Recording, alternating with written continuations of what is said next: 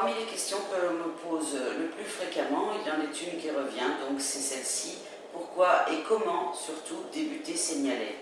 Alors, la méthode Seignalais est une méthode qui s'apprend, elle n'est pas innée, bien sûr. C'est une méthode qui peut s'adresser et s'appliquer à toute personne, soit en recherche d'entretien de sa bonne santé, soit pour retrouver sa santé, pour retrouver un mieux-être, un mieux-vivre.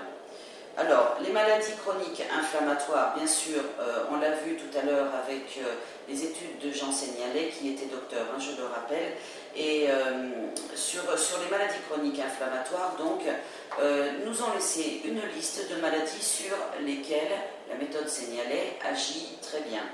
Alors, il n'est pas question ici de parler de maladies comme le cancer, bien sûr, et même de parler de guérison, je le dis haut et fort, nous ne parlons pas de guérison, mais bien de rémission, pour permettre à la personne malade de se sentir mieux, d'avoir un bon confort de vie. Alors, comment débuter la méthode Seignalais? En fait, il y a deux méthodes. Hein. Donc, soit on enlève progressivement tout ce qui est gluten, lactose, caséine, maïs, additifs chimiques, produits raffinés, comme par exemple le sucre blanc, les plats tout près des commerces, qui sont des toxiques à haute dose, et même des toxiques tout court, diminuer les viandes, adapter les modes de cuisson ainsi que les outils de cuisson, apprendre à vivre différemment. Donc ça se fait sur du long terme. On peut par exemple se donner une date butoir. On décide que l'on commence la méthode Seignalais le 1er janvier. Et sur l'année, on se fait un calendrier en disant par exemple, sur 2 mois, j'enlève le gluten. Et puis au bout de 2 mois, je vais enlever le lactose et la caséine. Ensuite, je passerai au maïs, puis les additifs chimiques alimentaires, voilà, jusqu'à la fin de l'année, en sachant qu'il faut étaler, mais il faut en même temps apprendre à reconnaître, par exemple, les additifs chimiques. Quand vous allez faire vos courses dans le commerce, vous avez bien sûr les étiquettes des produits, il ne faut pas hésiter à lire ces étiquettes et à bannir tout ce qui peut contenir, par exemple, les fameux E dont on parle, qui sont des additifs chimiques et pour lesquels on n'a pas trop de recul pour certains, mais dont on sait pour d'autres qu'ils sont carrément toxiques et cancérigènes. Donc ça, ce sont des choses qui s'apprennent. Ça ne s'apprend pas du jour au lendemain, il faut du temps, il faut des mois, voire une année complète pour être au point sur cette méthode Seignalais. Et donc, alors celle-ci, c'était la méthode progressive. La deuxième méthode est de dire, je fais le contraire et j'enlève tout d'un coup. Et ensuite, on verra ce que je peux réintroduire. Donc, enlever tout d'un coup, c'est pas facile.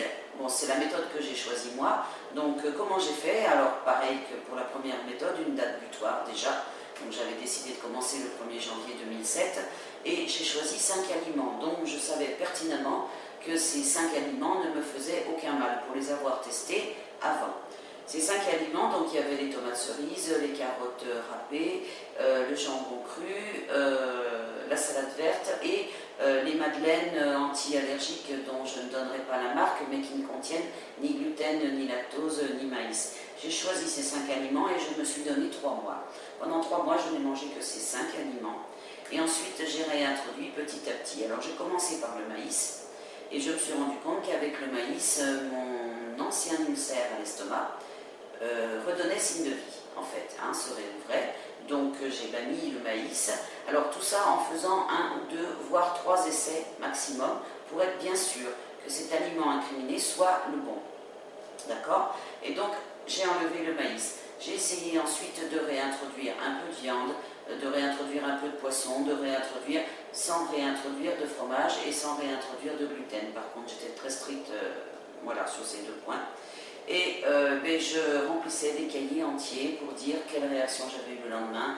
Est-ce qu'il y avait une réaction déjà? Et de quel type sinon? Est-ce que c'était des démangeaisons? Est-ce que c'était une peau bleutée? Est-ce que c'était des difficultés à s'endormir? Donc tout ça a été consigné dans des cahiers. Je faisais à nouveau des tests quelques mois plus tard et je suis arrivée, il m'a fallu une année complète, je suis arrivée au bout d'une année à savoir, à pouvoir établir ma carte alimentaire personnelle. Alors je dis bien personnelle, hein, que les choses soient claires, nous sommes tous différents et il y a des aliments plus ou moins bien tolérés par certaines personnes que d'autres toléreront très très bien.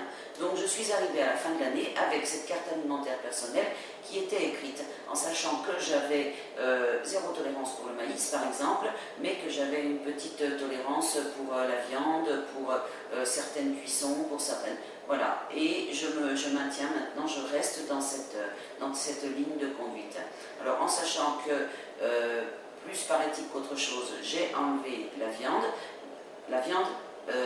d'animal à pâte.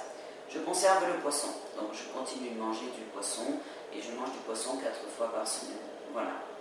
Donc cette méthode, la méthode Seignalais, est une méthode facile à appliquer, mais longue à mettre en place. Il faut le savoir, il faut être très décidé, il faut se faire un plan de bataille et s'y tenir et ne pas hésiter à faire soi-même ses propres expériences. Revenir sur un produit, le noter et revenir après pour pouvoir mieux l'enlever ou au contraire le conserver.